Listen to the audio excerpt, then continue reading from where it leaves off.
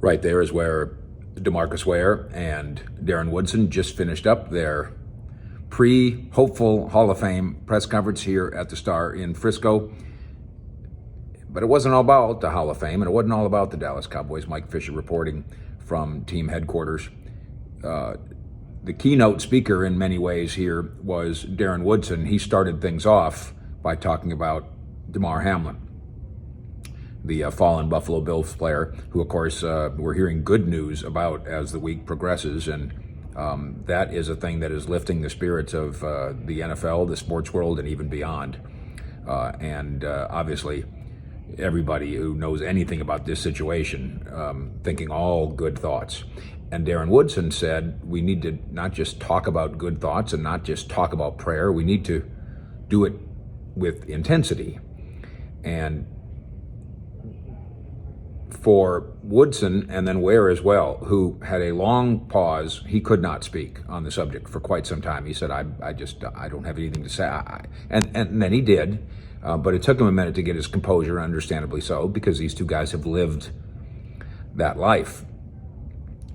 And it's so typified, and this is, and I've told you this before, this is one of the reasons that I make what little push I can for guys like this. These aren't just great players and Super Bowl champions and record setters and all the rest. They are ambassadors for their community, ambassadors for their team, ambassadors for the league, ambassadors to sport and beyond.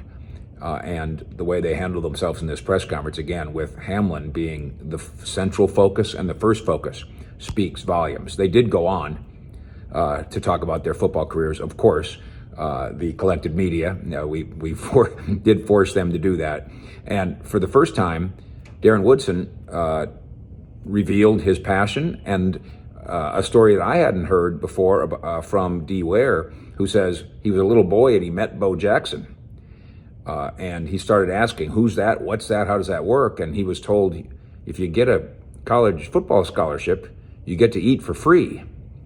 And food wasn't easy to come by for the Ware family at that time. And that turned him on to football, and away he went. Darren Woodson also grew up in Arizona and impoverished, and talk about the incredible influence of his mother, at which point he about lost it too emotionally. And he said she was a fireball and she went after it every day. And then you start to realize where he gets it, because Woodson, and I've talked to him about the Hall of Fame, because he's been a finalist or semifinalist 6 times and never gotten up and over the top. Maybe this will be the time. I hope it'll be the time, obviously, for both of them. And we've talked many times about how he tries to be dispassionate about it. We've seen the emotion of Drew Pearson, of course, when it doesn't work, and then the emotion of Drew when it finally did. Totally understandable. And Woodson's tried to remove himself from that, in my view. But today he said, whether it's his football career or his business career, he goes, I burn hot. And for the first time, he said, I do want it. I do want recognition. And then, of course, typical Woody, he said, but the number one reason I want recognition is because people don't think of the Dallas Super Bowl teams as being defense too. Obviously, the acclaim for Aikman, Emmett, and Irvin, and more.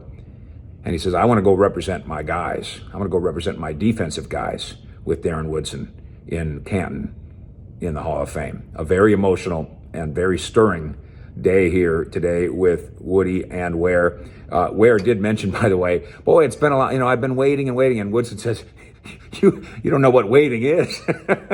Woodson, of course, retired after the 2003 year. DeMarcus Ware just became eligible. So there was some light moments, but this was tearful and emotional for Woody and Ware, and for Cowboy Nation, I bet, all across the land. With the Cowboys in Frisco, Fish out.